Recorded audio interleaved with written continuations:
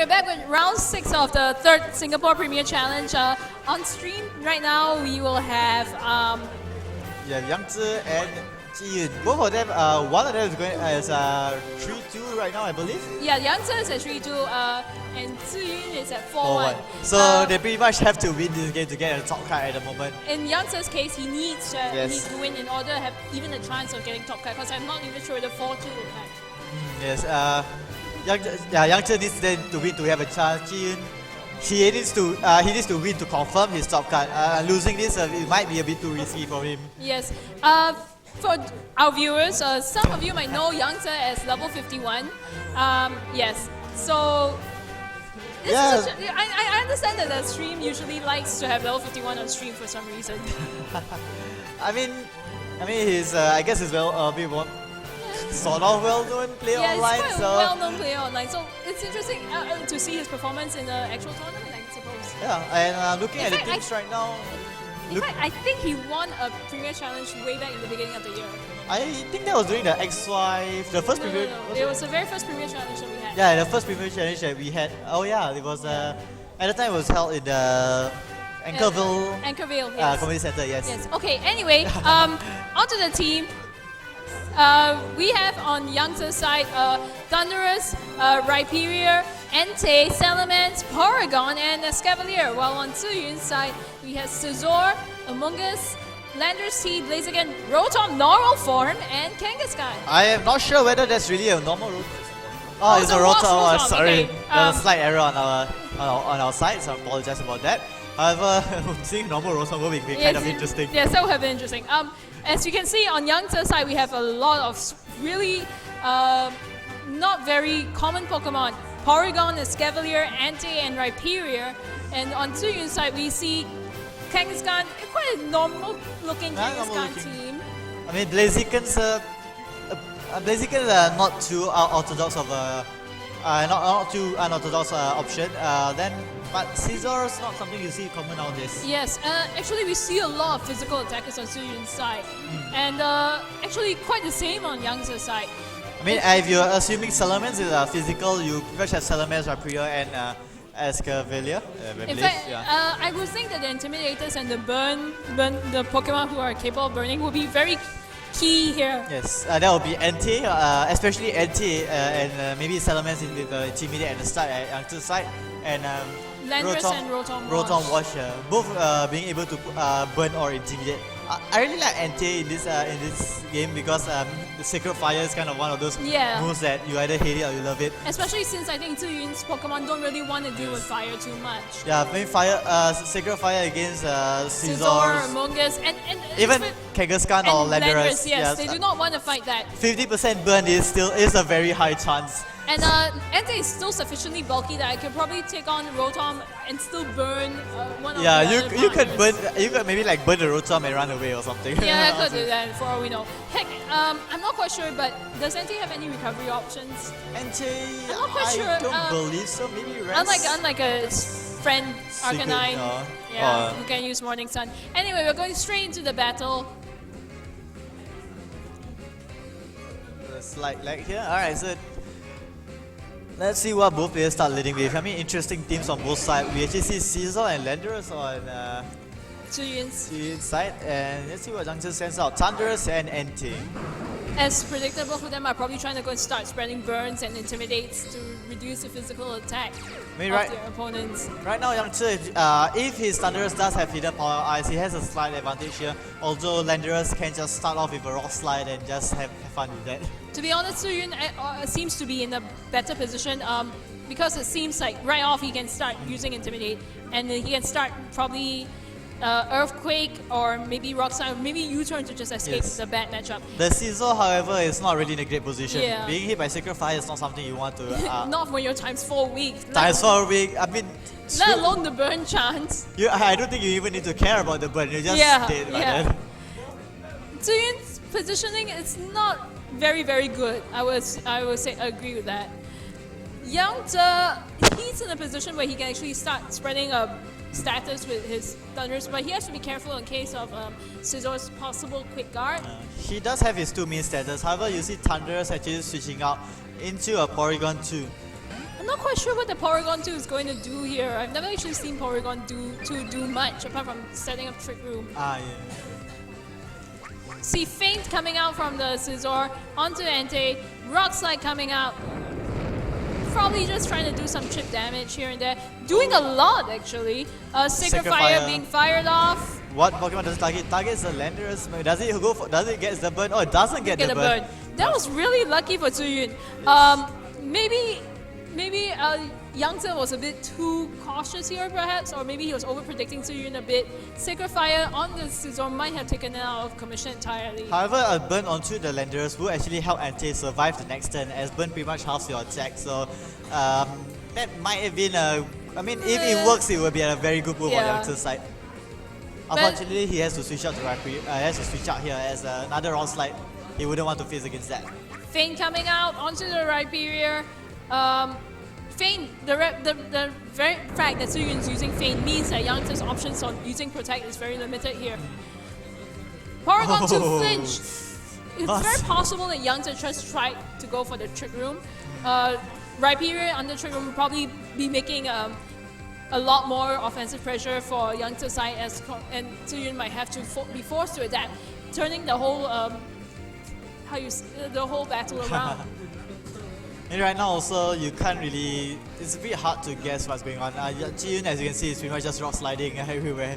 He can choose the Earthquake if he wants to. I mean, Scizor, although Scizor will take damage from the Earthquake, it is relatively bulky physically especially, so it's not going to be bothering Zuyun too much. But he does switch out instead of attacking straight onto his Amoonguss. A bit risky there if Porygon decides to go for the Ice Beam. Swords Dance here onto the Scizor. That might be Zuyun's way out of this whole mess. Thunderbolt coming out, going onto the Scizor, doing quite a good amount of damage. Drill Run, targeting down the Scizor. Does it take it out? No, it doesn't. That was very close. If that does take it out, that Swords Dance, that was a very waste. It went in a waste. Now Scizor is pretty much free to bullet punch anything here on the field. With extra attack, but I'm not sure whether it will take out anything. I'm not even sure whether Scizor even needs to bullet punch. It might be the fastest thing on the field for all we know. Oh wait, no, the Porygon did. Did the Porygon move before it or after? No, I think the Scizor moves first. The Scizor moves first. It's the fastest on the field, so yeah, Bug Bite will be enough. The Rhyperior doesn't seem like it wants to deal with the Amoonguss too much, although Rock Wrecker might be able to do a lot of damage to Amoonguss. I mean, Amoonguss can just pretty much redirect anything to make sure that Scizor is safe. Scizor can take out anything he wants, almost anything he wants in this turn, I believe. However, Rhyperior is still a ground type, it's still capable of learning Earthquake. But Rhyperior actually does switch out here instead of going straight for an attack. It goes for Entei instead. I'm not sure whether Entei's fire will protect it from Scizor's bullet punch though. I'm not sure whether that was the right choice for Yangtze to make. It is a +2, but bullet punch does come out straight onto Entei. Does it take it out? Yes, it takes it out. A critical hit. That probably mattered. Yeah, might have mattered. Yeah. Ice Beam does come out straight onto probably the Amoonguss. Yeah, likely the Amoonguss.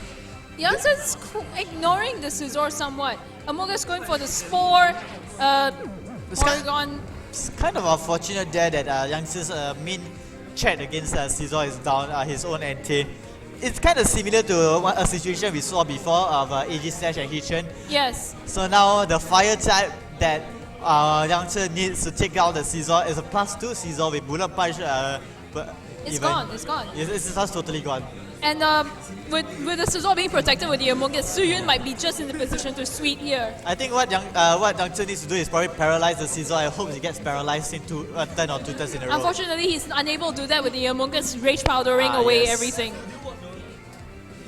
Yeah, now Porygon is now asleep, so even Porygon can't do anything. As you can see before, it did deal a lot of damage to Amoonguss, slightly more than half his HP. However, it is now asleep. Amoonguss is safe to Rage Powder again. Feint. Scizor using Feint!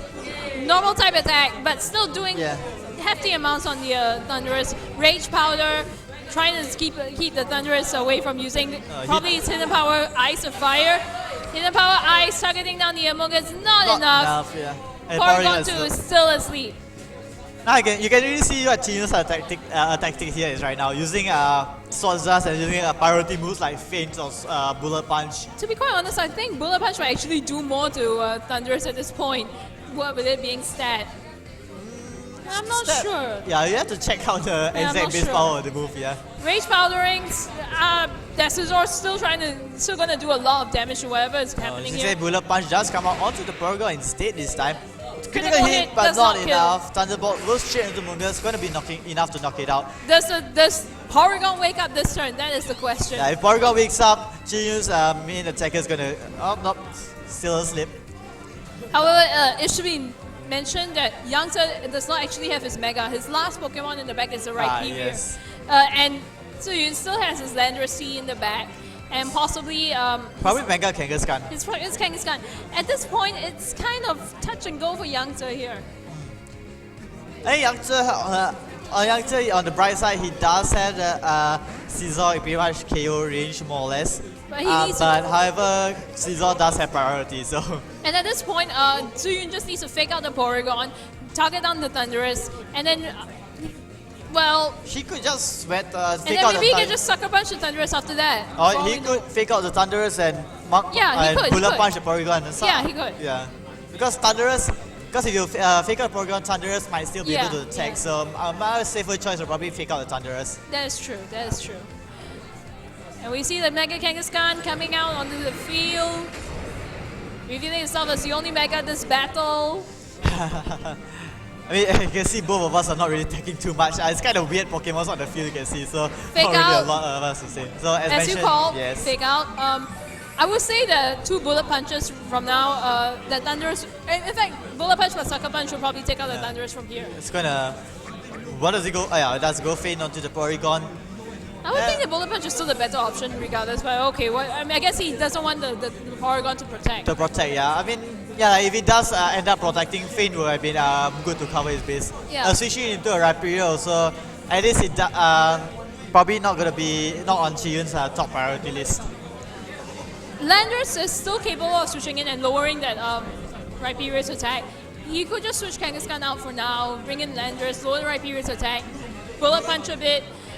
Feint does go onto the Thunderous. Not enough to kill this. Yes, Thunder Wave does come Oh, out. but instead it goes for a Thunder Wave instead of a kill straight onto Scizor. Rhyperior is probably going to be the one who's doing it this turn. However, And the Kangaskhan is fully paralyzed. This might be the what yes. Yangtze needs. If Kangaskhan went for the low kick straight onto the Rhyperior, It will not kill. Yeah, I believe it did at least heavy damage, but which will have mattered in the future as Landorus coming in, Earthquake, everything. However, that wasted chance, the chance to do the heavy damage was pretty much completely negated thanks to the paralysis. So Landorus won't be able to finish the job here.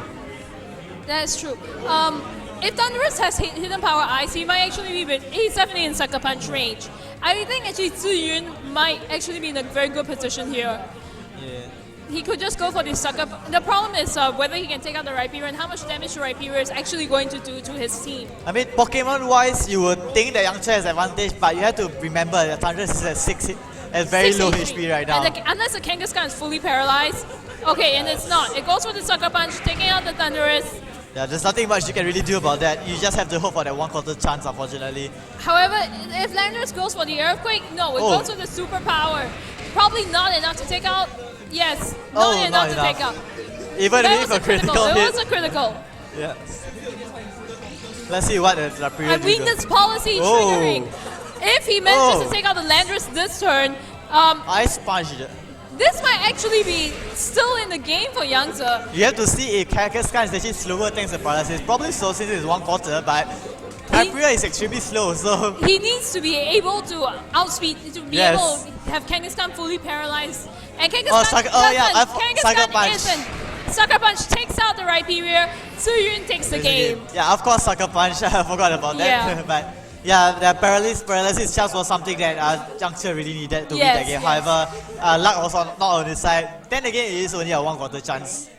Yes, and obviously we see Ziyun making it his way 5-1, probably going to top cut. Yeah. And we'll probably have an interview with him shortly. I mean, now we have now after the 6th round, we're going to be in the top cut soon. You can see, as mentioned before, you can see through the battle, Chiyun's definitely going to get into the top cut. We're having a 5-1, which is actually quite an impressive feat. Yes, very impressive, yes. Yeah, most players, I mean, sure, most players in the top cut are out 5-1, but there are some 4-2s here and there. So mean, winning this many battles in a top, especially a best of one. Best of one, a lot of things can happen during a best of one. You can't really play around sometimes. Yeah. Alright, so I guess so we'll be going straight into interview with Ji-Yun, and then after that we'll see you for the top card.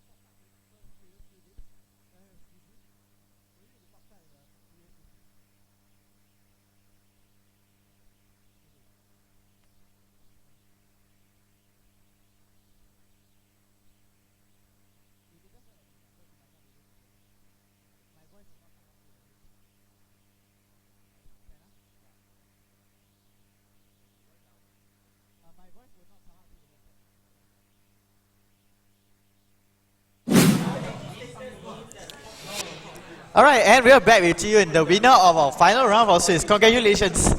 Right, I believe now you're 5-1, I believe, right? 5-1, yeah, so that's pretty much a guaranteed top cut. So, I mean, were you in the top cut before the previous Premier Challenge? Previously, only once. Only once? Which one was that? Which one was that?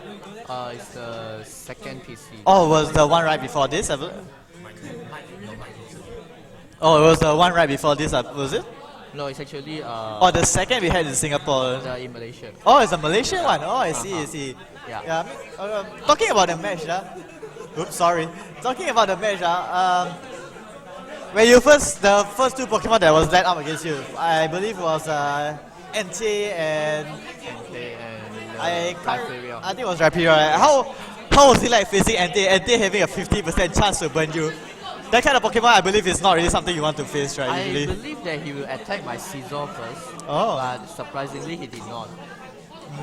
I mean, yeah, your Scizor was at risk. I mean, Type-Sword Fire type, but my guess would probably he went for your Landorus because to hope for a burn. But so would you like when the moment you realize he went for your Landorus, anything went through your mind or just like Landorus? Landorus Landorus. I can't do anything. I just have to rock slide. You just have to see whether it burns or not and just go for it. I just keep on rock slide. Oh, I see. I mean, you did face against a rather weird team, Escavalier, I Porygon. was expecting the Porygon to switch on the Trick Room. Oh, Trick Room, but But it never happened. Yeah, because I mean, as you can see, your opponent's team is quite slow with Escavalier and Rhyperior. But I mean, considering Trick Room, what were your expectations? What did you think that you wanted to use to counter Trick Room when you brought into the match? When I was expecting the Trick Room, I set in my Among Us. No wonder. But surprisingly, he used the Ice Beam on the Landorus, and then your Landorus fails. I mean, in the end, you still did win. That was still a good match. You managed to control him a bit. His paralysis against you was a bit irritating, I would imagine. But your sucker punches did go through in the end. So I mean, it might be a swagger. I don't know if there's swagger paralysis. This kind of things is not something you want to face normally. Alright, so I mean, once again, congratulations. I guess we'll see you on the top card. Okay. Alright.